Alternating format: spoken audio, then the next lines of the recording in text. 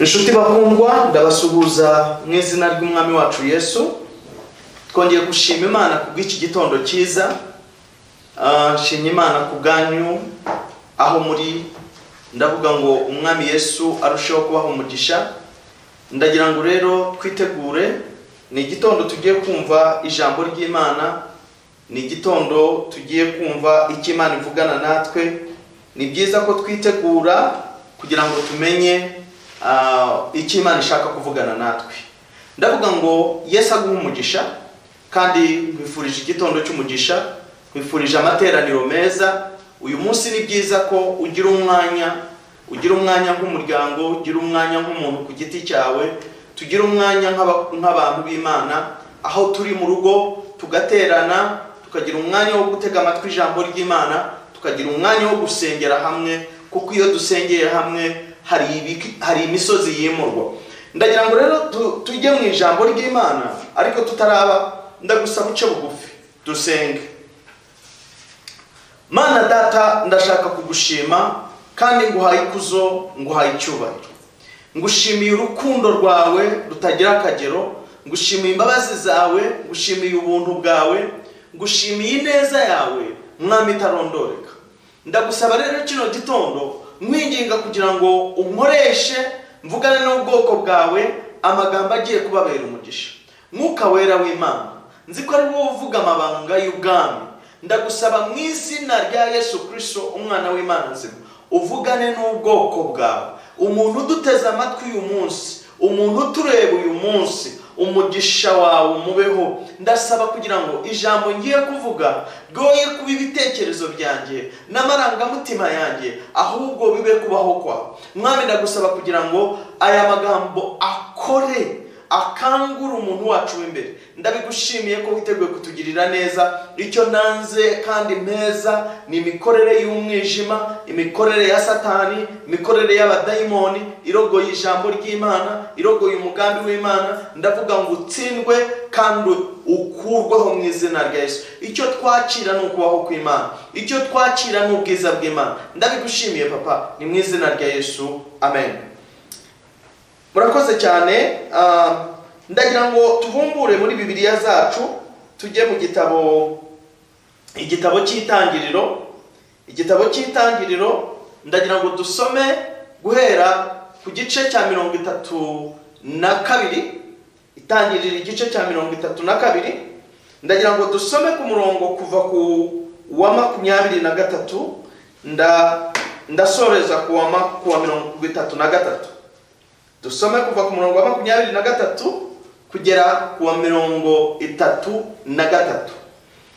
Haravuze ngo, abyuka muri iryo joro, ajyana abagore be bombi n'inshoreke ze zombi n'abana be uko ari 11, yambuka icyambu cya Yaboki. Arabajyana abambutsa uwo mugezi, yambutsa n'ibyo yari afite byose. Yakobo asigarayo wenyine. Haza umugabo aramuciranya, bageza mu museke.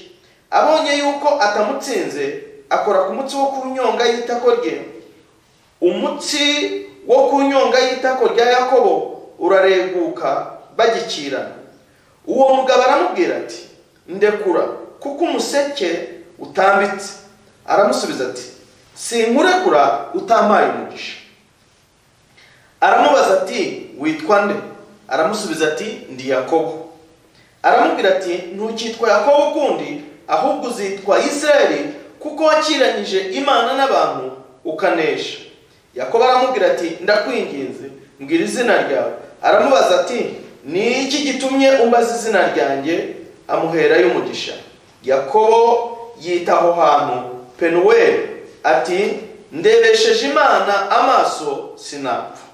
Izuba rirarasa, akirenga Penuweli acumbagizwa, ngo izuba rirarasa akirenga Penuweli acumbagizwa n'ikibero cye. Ibyo nibyo bituma Abayisirayeli batarya umutsi wo kwitako uri ku kibero na bugingo n'ubu, kuko wa mugabo yakoze ku mutsi wo ku nyonga y'itako rya Yakobo.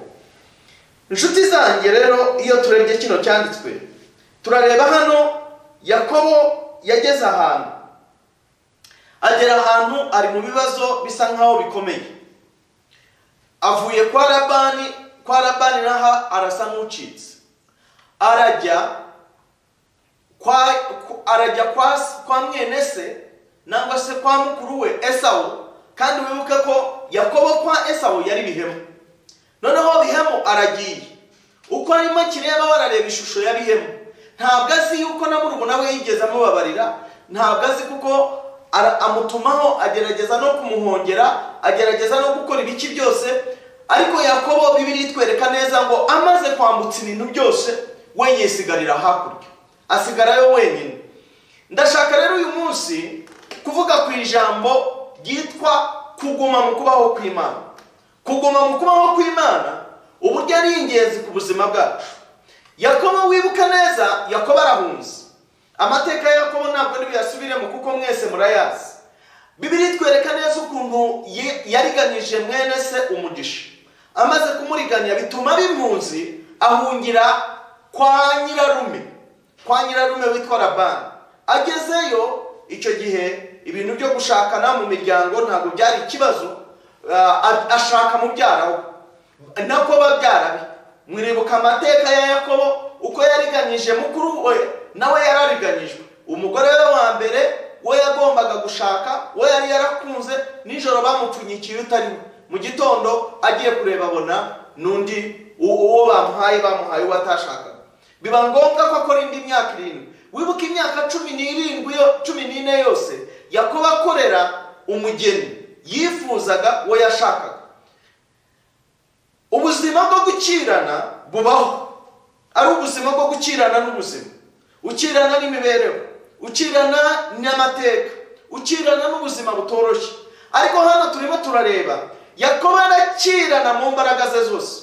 Yakiranye ashaka umugisha kwa mukuru we, akirana ashaka umugore, akirana ashaka kwiyunga na mukuru we. Ariko kuri iyi ncuro agera amashagaga aramushira. Amashagaga kuko yumvaga afite imbaraga, yumvaga afite ubwenge, yumvaga ashoboye, yumvaga nta cyamunanira, yumvaga ubwenge bugikora neza, nta gishobora kumudindiza. Ndababwiza ukuri, hari igihe kimwe twumva ko tudakeneye kubaho kw'Imana, tukumva turihagije, tukumva ubwenge bwacu, amashuri twize, ubumenyi dufite, imbaraga dufite, abantu tuziranye nabo tukumva baraduhagije. Ibyo dutunze, abatuzengurutse tukumva turihagije.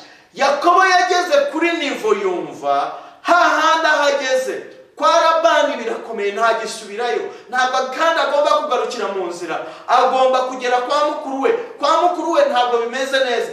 Kuri iyi ncuro yambutse ibintu byose, aravuga ati nibigende, ariko jyewe ngiye gusigara mu kubaho kw'Imana. Ngiye gusigara ashaka Imana kugira ngo Imana ihindure amateka yanjye. Bibiri iratweretse kuri uyu umurongo wa 23 ngo abyuka kare. Abyuka kare mu gitondo ngo nishorekeze n'abana be, ngo uko ari 11 yambuka icyambu cya Yaboki. Arambuka yambutse ibintu. Amaze kubyambutsa, ijambo riratubwiye ku murongo ngo arabajyana abambutse uwo mugezi, yambutsa n'ibyo yari afite byose. Yakobo turareba yamaze kwambutsa ibintu byose, aravuga ati abagore nimwambuka, abana nimwambuka, ubutunzi nimwambuka, yewe ndasigara hano hakurya. Kenshi iyo ushaka kuguma mu kubaho kw'Imana, hari ibintu bimwe byo witandukanya nabyo. Hari agasaku witandukanya nako, hari ibirangaza witandukanya nabyo, hari ibintu bimwe.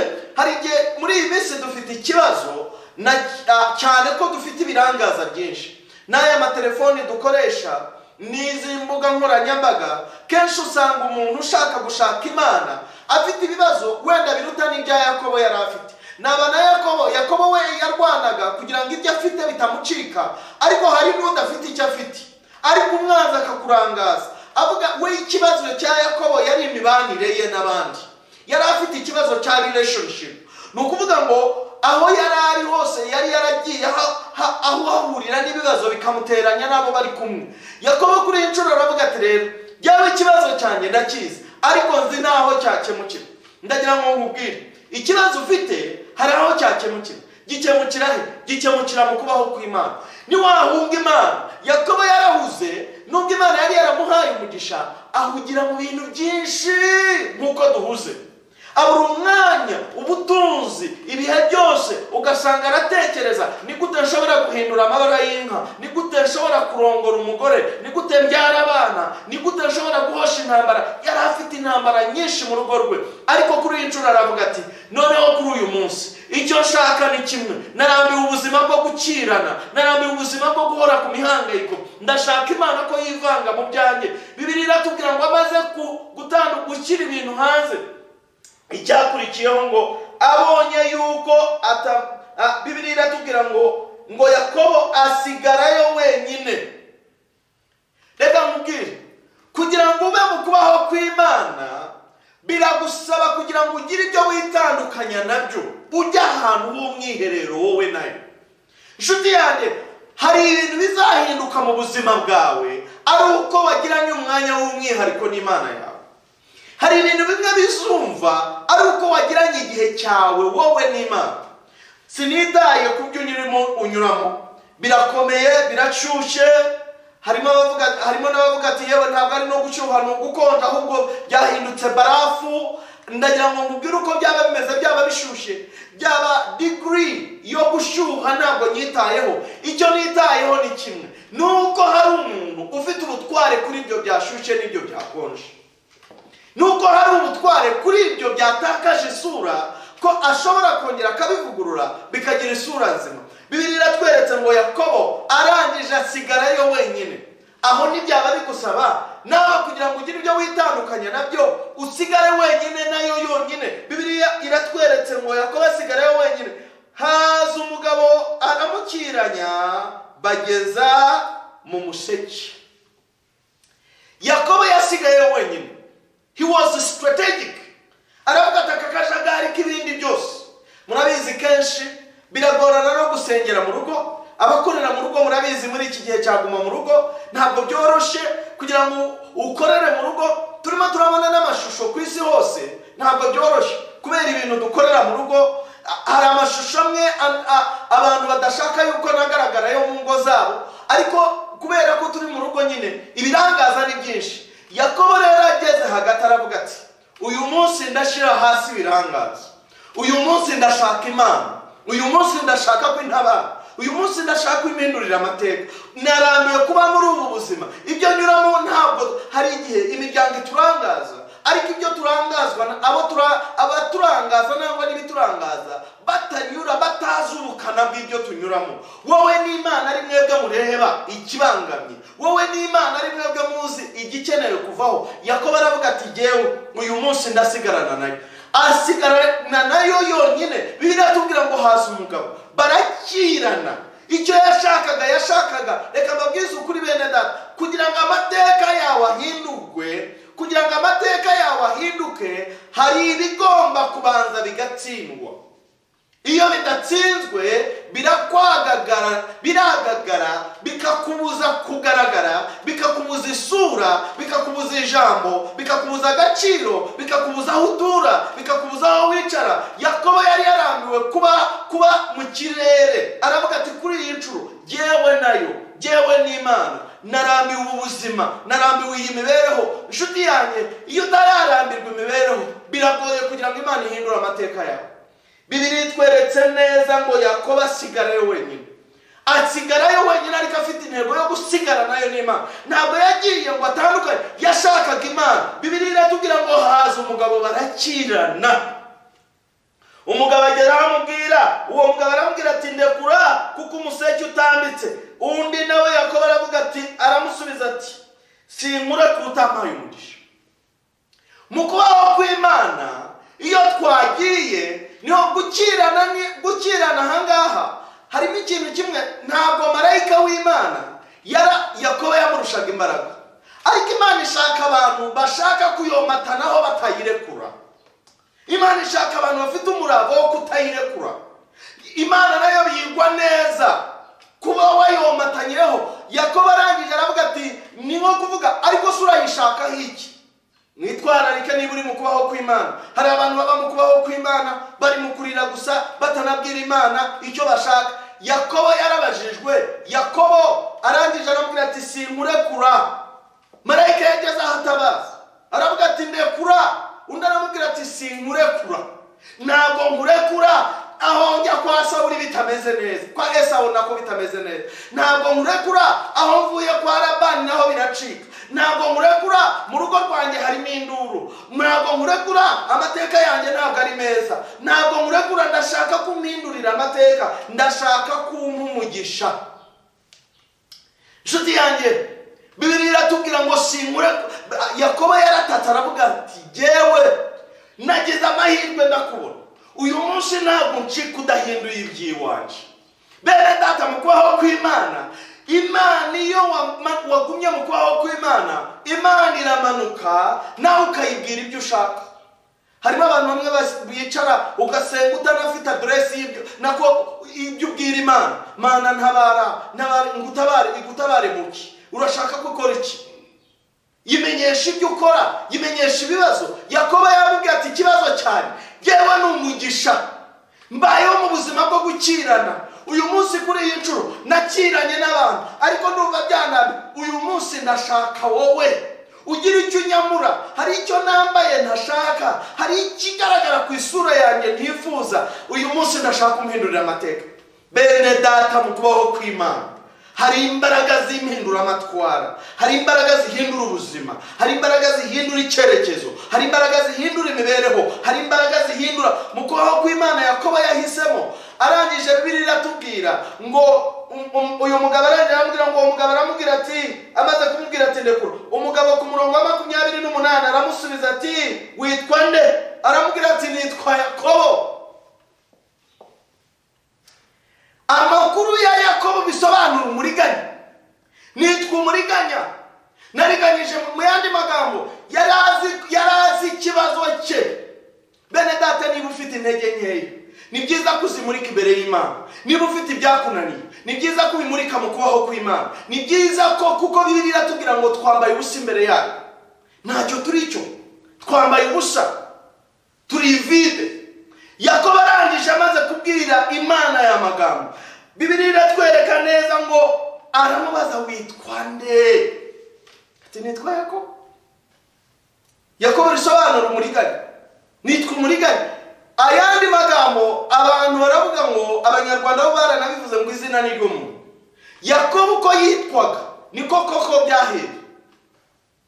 Kuva mu kuvuka kwe ubuzima bwari ubwo gukira.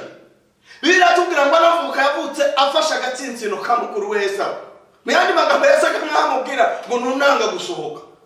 Kandi gahunda yariyo ubuzima bwe bwari ubwo gukirana. Umugisha arawukiraniye, gushaka arabikiraniye, kubona ubutunzi arabikiraniye. Ni ukuvuga ngo buri cyo yageragaho cyose kwari ugukirana. Yakobo rero yaragera ku rwego avuga ati narambiwe ibi. Iyo twarambiwe ntabwo amateka yacu ntabwo ahindurwa n'amagambo n'amaganya, ahindurwa no kubaho kw'Imana twiteguye gushaka. Yakobo yari determined gushaka Imana. Yakobo yari determined kutarekura Imana. Ntabwo dukeneye kurekura ukuyeho ubuzima bwacu bwahinduka. Ntabwo ukeneye kubivamo ukuyeho. Ntabwo nimo nkubwira ngo ukeneye kubaho kw'Imana kurahari. Ibigukiranye Imana irabizi, ibikuremereye Imana irabizi. Uyu mugabo ukuntu yasubije Yakobo, aramusubiza ati ntukitwa Yakobo ukundi, ntabwo uzongera kwitwa umuriganya ukundi. Abantu bakuzi uko bari bakuzi, jewe ubwo uramutse wihereranye nanjye, ubwo uramutse wiherereye mu kubaho nanjye uyu munsi, hari icyo ngiye gukora, ndaguhindurira amateka. Ntabwo uzongera kwitwa Yakobo ukundi. Kubera iki? Kubera ko wakiranyije, ahubwo uzitwa Israeli, kuko wakiranyije Imana n'abantu ukanesha. Warakiranye, ariko uyu munsi wahisemo kuza ugatinda mu kubaho kw'Imana, kuza ugategereza, kwitandukanya n'ibyawe ugategereza jewe. Uyu munsi ukananiraniraho, ukambwira reka mbabwire Imana ikunda abananiraniraho, ikunda abayifata batarekura, ikunda abantu bayimatiraho. iki cyanditswe hari abantu bamwe bicara bakibaza ngo se marayika w'Imana abantu bamurusha imbaraga. No, Yakobo ntabwo yamurushije imbaraga, ariko iyo ufata ku Mana ufite impamvu, ufite tangible reason, Imana nayo birayirangaza, biyiha imbaraga, nayo ikakomeza ikareba intego Yakobo yari afite. Kuko iyo Yakobo arekura atayibwira intego, bene data ntabwo Yakobo aba yarahinduriwe amateka. Ariko ibi bintu byo kunaniraniraho, Yakobo yamenye ate ko uyu muntu ari gutanga umugisha? Yakobo yamenye ate hari icyo yamubonyeho, hari ubwiza bw'Imana yamubonyeho, hari ikintu kidasanzwe yamubonyeho. Yari afite amaso y'umwuka areba, arangira aravuga ati uyu nguyu niwe nashakaga Imana, nashakaga kubaho kwayo, nashakaga imbaraga za inshuti yanjye.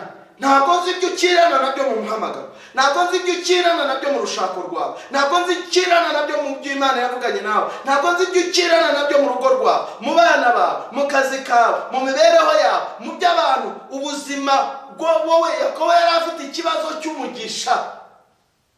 Bene data, mu biganza by'Imana harimo umugisha, mu kubaho kw'Imana harimo umugisha, mu kubaho kw'Imana harimo amahirwe, mu kubaho kw'Imana harimo ituze, mu kubaho kw'Imana harimo ubutabazi, mu kubaho kw'Imana harimo gukira kwacu, mu kubaho kw'Imana harimo ubutabazi bwacu, mu kubaho kw'Imana harimo provision, mu kubaho kw'Imana harimo ibiduhagije, mu kubaho kw'Imana harimo amahirwe yacu, mu kubaho kw'Imana harimo kwemerwa.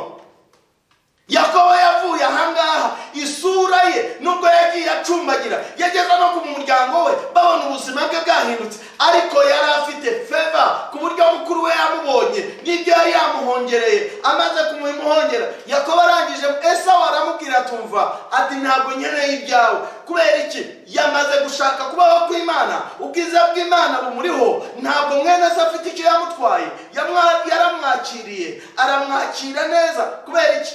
Mu kubaho kw'Imana harimo kwemerwa.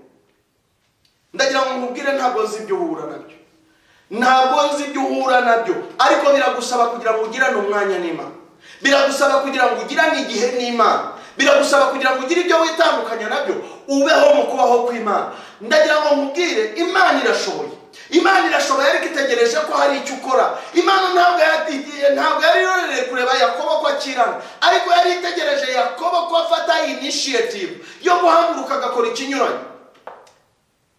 Ese ubuzima yari abayemo n'abagore be n'ishoreke niko bw'abari babayemo, abantu bose nibwo buzima bari babaye. Ni ukuvuga iki? Nutitandukanya n'abandi, amateka yawe ntazahinduka. Nutitandukanya ngo ujye muhengeri mu by'ubumana. Ejo bundi nababwiye ijambo, twarimo twiga ku ijambo ryo gutsura ubwato bwacu ngo tujye muhengeri. Ibintu niba ushaka gutandukana n'abandi, kora ikinyuranyo cy'ibyo abandi bakora.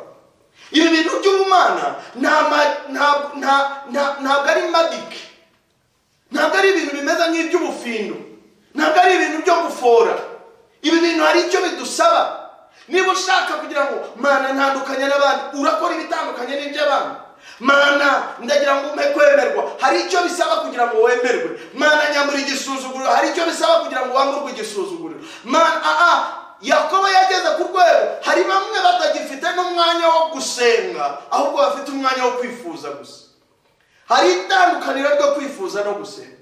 Yakobo ntabwo yifuje amahoro rimwe, ntabwo yifuje amahoro kabiri, ntabwo yifuje amahoro imyaka 5. Turimo turareba imyaka ya Yakobo handi maze kuba myinshi, ahamaze kubyarira abana 11, kandi wibuke byamutwaye imyaka 14 kugira ngo ajye gushaka. Noneho reba, nyuma y'imyaka 14 arabyaye, amaze kubyara, aratunze, ubutunzi bumaze kuko wibuke arasa nkaho yatangiye gukorera ubutunzi amaze gushaka abagore, kuko icyambere yabanje gushaka ni ubutunzi, nako ni umugore. Nibwo butunzi Yakobo yabanje gushaka. Amaze kubona umugore, ibindi nibwo byarongeye gukurikiraho, atangira gukorerera bwa butunzi nabwo, ariko ubwo yanakoraga nibwo bariganya. Yakobo arangije aravuga ati ubu buzima ndaburambiwe, ubutunzi ni mugende, abana ni mugende, yewe ndasigarana nayo.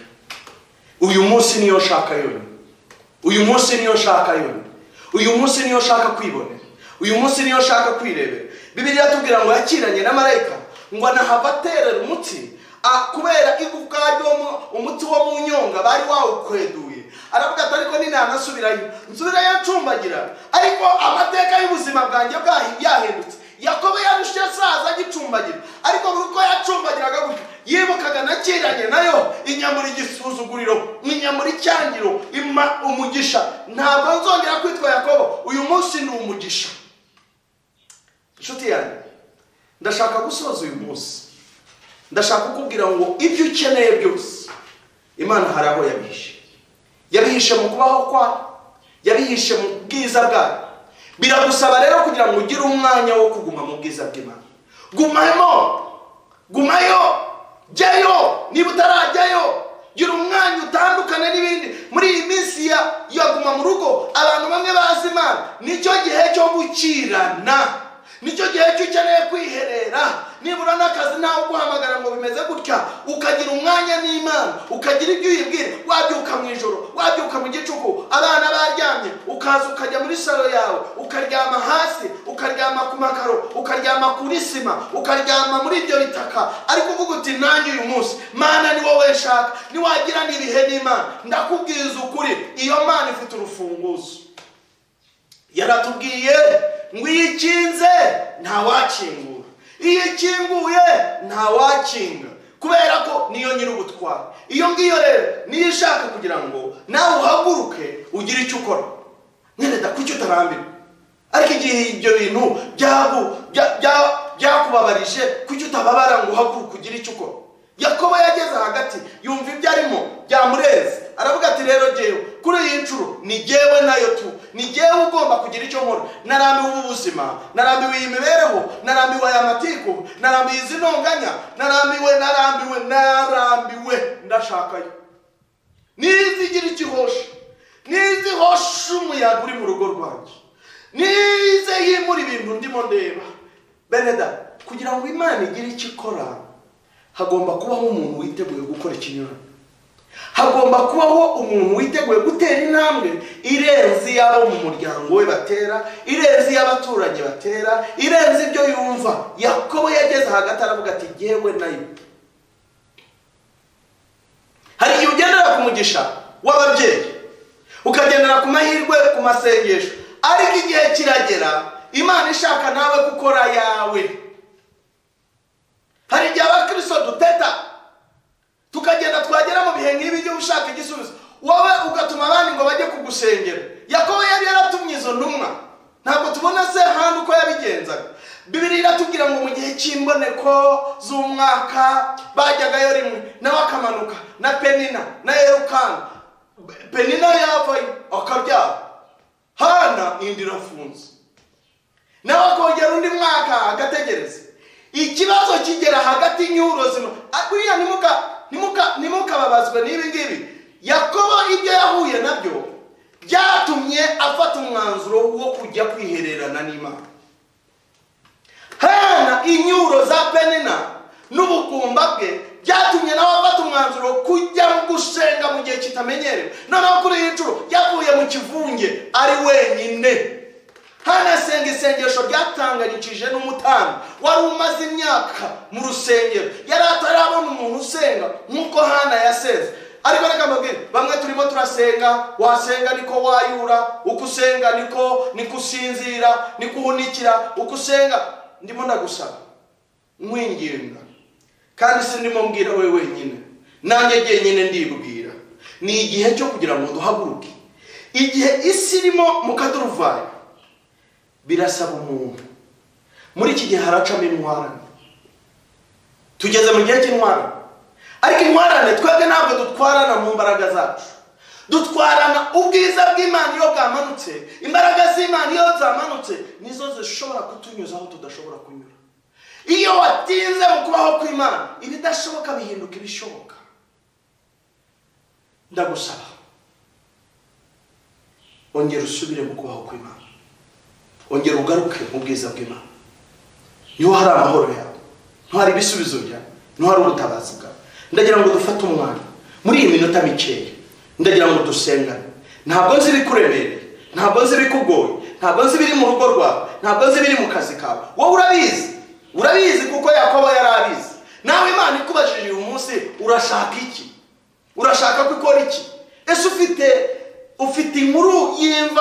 watanga. Muribuka wa mugabo Yesu yahuye nawe ku kidendezi, urashaka ko mukorera iki? Ndashaka, urabizi, ndashaka gukira, ariko iyo agiye kugira Yesu aramubwira urashaka gukira. Mureke ibintu by'amatiku, mureke abaduhemukiye. Yakobo kuri iyi ncuro ntabwo yabwiye Imana ngo Labani reba yaranyambuye, reba Esawu arashaka kunyica. Wicyo yabwiye Imana, yabwiye ati Imana, narambiwe iyi mibereho yo kurigama, ndashaka wowe gusa, ndashaka umugisha wawe.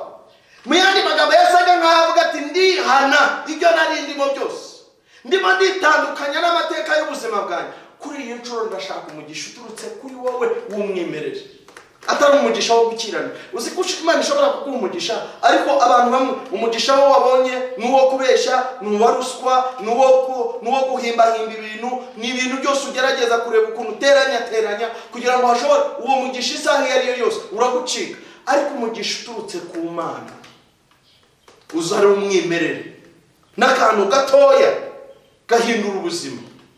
N'abantu abandi baburira amahirwe, wohagirira amahirwe. Uyu munsi biragusaba kugira ngo ugire ibyo ureka. Ndagira ngo dusenge. Ca bugufi aho ushobora kuba urwaye, reka dusenge isengesho.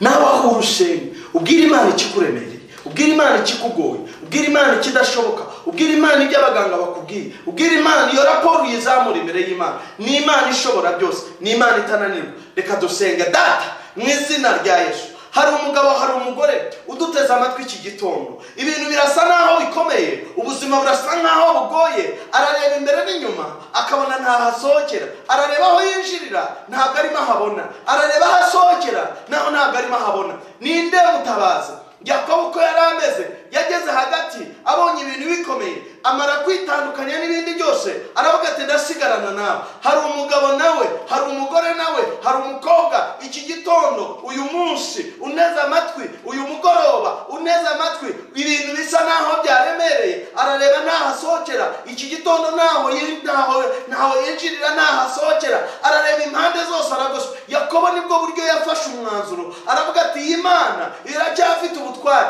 iyi Mana iracyafite ubushobozi, reka mba ariyo muhungiraho, kuko nahungiye ku bantu barantereranye. Ariko uyu munsi nashatse kubona amahoro, nayashakiye mu rugo, nayashakiye mu bana, nayashakiye mu butunzi, hose naho nayabonye, ariko muri wowe niho hari amahoro. Mana, mu izina rya Yesu, hari uwo wateturura uyu munsi, hari uwo wahindurira ubuzima, hari uwo wahindurira amateka, hari uwo wahindurira imibereho. Uwo mugabo uri bufata umwanzuro, uwo mugore uri bufata umwanzuro akihererana nawe, akajya mu kubaho kwawe, kuko Mwana umufata ukuboko, umurenze izo mbibi, umukure muri ubwo buzima, umushayure mu izina rya Yesu, umukure muri iryo shayo ry'imibereho, umukure muri iryo shayo ry'amarira, umukure muri ayo marira. Mwami, harimo ndabibaza, abana banje ndabaha iki? Mu ijuru Mwami ufite ubutware bushobora gutora amasoko. Cya gihe Hagari nawe byamucanze, atazi icyo gukora, areba hirya no hino, aravuga ati uyu mwana reka mujugunye hano atampfira mu maboko. Aragenda ajya imbere, arataka, atatse Mwana,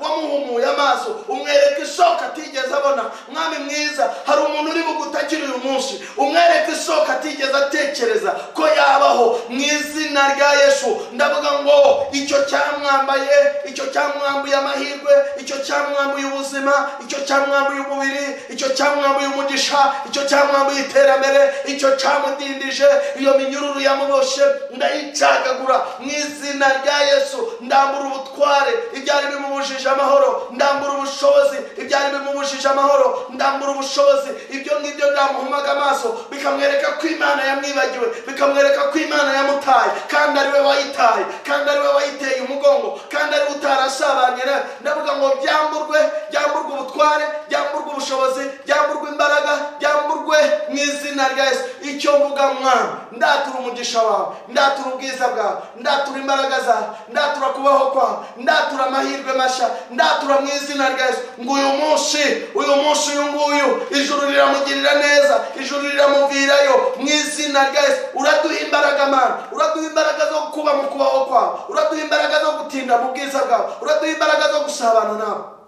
Mufate, mukize iyo ndwara, mutabare muri iyo mibereho, iyo mibereho yo kubaho mu buzima bwo gukirana, iyo mibereho yo kuba mu buzima bwo kuriganwa, iyo mibereho yo kwamburwa amahirwe, ayari amahirwe yagahabwa abandi, ibyo yakoze bikitirirwa abandi, iterambere rye umwanzi akaridindiza. Uyu munsi turamwambura ibye, turamwambura ubuzima bwe mu izina rya Yesu.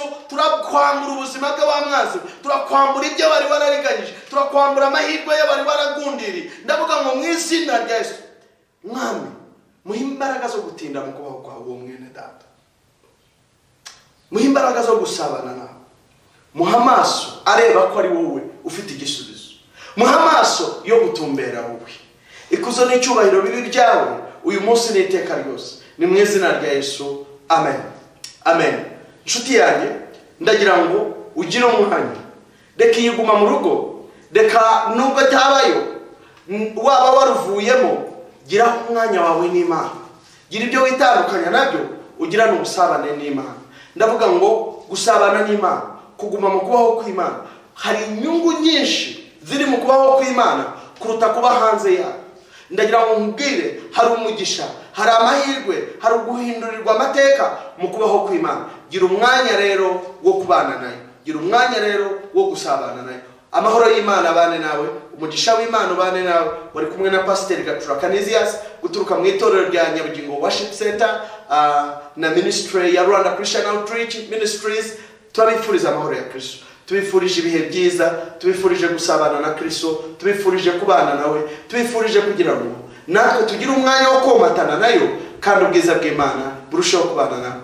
Turabifuriza ineza y'Imana, kugirirwa neza nayo, amahoro ya Kristo arushaho kubarinda. Itorero rya Nyabugingo Worship Center turavuga ngo mukomere, inshuti zacu aho muri hose mukomere. Imana iri kumwe natwe, Imana izadutsindishiriza, Imana iri ku ruhande rwacu, umubisha wacu yabande. Bye bye, umugisha w'Imana n'amahoro ya Kristo bibane nawe. Urakoze.